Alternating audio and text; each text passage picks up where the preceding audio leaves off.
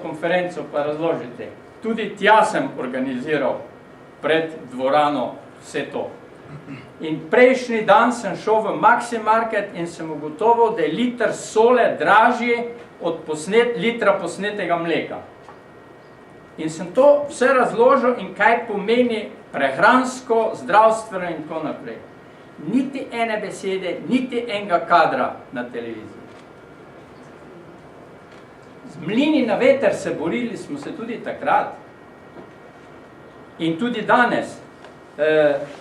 Jasno, ta sporazum Amerika-Evropa, to ni vprašanje držav, to je vprašanje multinacionalk, ki države vodijo. Predsedniki držav so ljudke, multinacionalke so tiste. In tukaj mora vsaka država tudi zelo ostro se postaviti. In brez carinske barijere lahko bistveno več naredijo kot vse prizadevanja za ne vem kakšne prelevmane in ne vem kaj vse.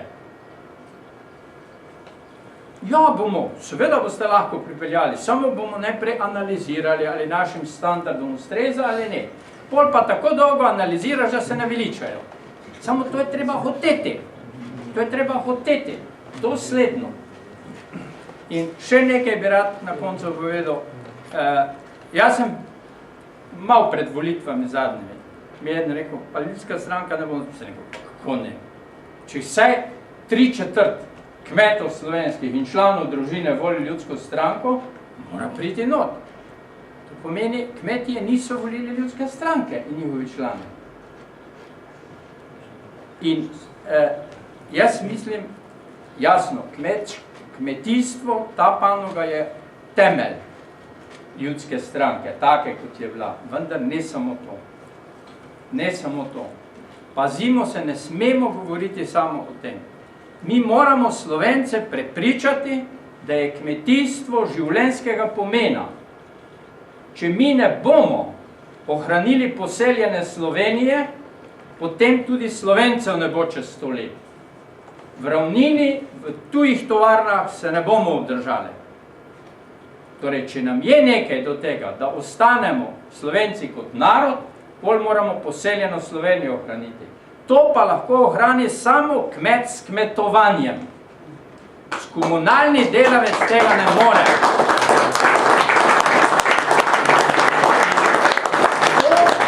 To je treba prepričati čim več nekmetov. In to so tisti volilci. Samo to je treba jasno povedati. Ne bo. Jaz ne bom nikdar pozabil, mislim, da je bilo leta 85-86, sem bil na enem obisku na Švabskem. In so nas peljali gor nekam hribe na eno kmetijo, pa mi razlagajo, ja, veš, temu kmetu damo toliko in toliko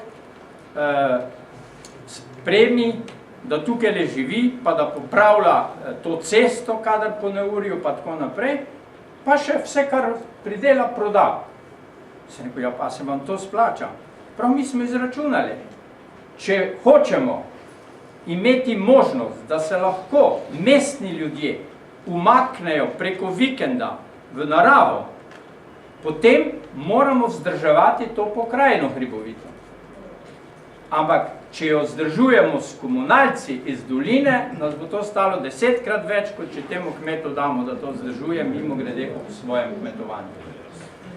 In teh takih oblik prepričevanja in nastopanja jaz pogrešam v zadnjem času. Mi ne smemo se samo na kmete zanesti.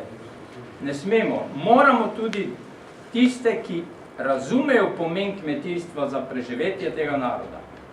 Vsej 90. leta vsega tega nismo počeli zato, da bomo čez 100 let tukaj nemško govorili ali kaj drugo.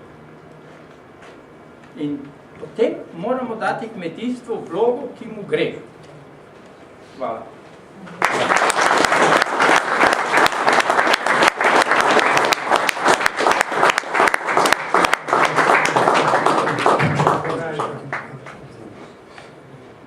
Hvala za spodbudne besede. Danes smo se še nekaj, vse je bilo omenjeno, ampak zgodovine se moramo tudi nekaj naučiti, to pa smo pozabili. Mladi, mislim, da vsaj moj krog, mislim, da se zelo učimo in tudi zelo spoštujemo zgodovino. In hkrati tudi zagovarjamo, da je tudi kmetijstvo, mora biti več generacij za uspešno kmetijstvo. Ker tako čisto po domače, lepo povedano je fajn, če imaš očeta, ko te levo pa desno foca, ti si pa ti zagnan, ko boš delal, ne. Ampak je pa prav, da te usmerijo, da ne narediš neumnosti. Res je, podpiramo vse te stvari in si tudi želim, da nam bo uspel prepričati. Res je pa, da je na nam samih, da moramo to narediti. Podpiram vas, gospod Osterc, za ohranjanje predvsem hribovitega in gorskega dela. Se tudi Kmečka zveza zavzema k neustanovitvi državnega podjetja ali sodobne kolhoze. Po 20 let po samostojnosti še nekateri kar tako neumno razmišljajo. Mi se dobro zavedamo za ohranjanje, moramo ljudem dati ekonomsko in socialno varnost, da bojo tam obstali in da bojo tam razvijali svoje domove, svoje družine in tudi ti bo prinesel k lepoti slovenske pokrajine. Zato si želimo in bomo tudi naredili neke aktivnosti v tej smeri, da se bojo ti državni gozdovi dali v upravljanje slovenskemu kmetu, sklad kmetijskih zemljišč pa naj upravlja svoje delo korektno, da bo najboljše plačan tisti les pri prodaji, ne pa tak, kot doživljamo zdaj. In to mislim, da je tudi ena izmed stvari. Med vsem nami je bilo danes povedan, da je ogromno stvari, ki bi si še lahko povedali, kritičnih, ampak mislim, da je prav, da ostanemo v tem trenutku pozitivni, da začnemo delati, da pokažemo aktivno vlogo. Jaz bi se vam še enkrat zahvalil, da ste si vzeli čas, tudi v takem lepem vremenu. Zahvalil bi se vsem govornikim, vsem gostom, ki ste prišli predvsem za te spodbudne besede, pa da se še na koncu malo podružimo, pa zadnjo besedo dam pa predsedniku Slovenske ljudske stranke. Hvala.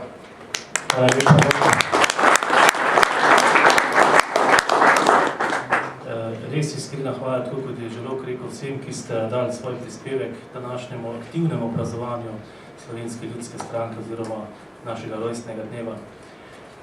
Hvala še enkrat, hvala za vse, kar ste v preteklosti dobrega storili, ne samo za Slovensko ljudsko stranko, ampak za to državo, v kateri živimo, željo, da to delo kvalitetno skupaj nadaljujemo.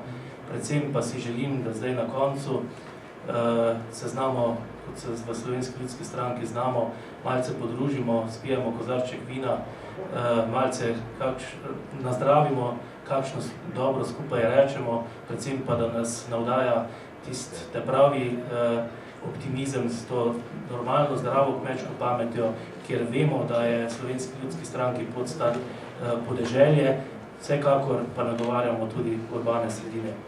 Čestitke še enkrat in prijetno druženje še nadalje.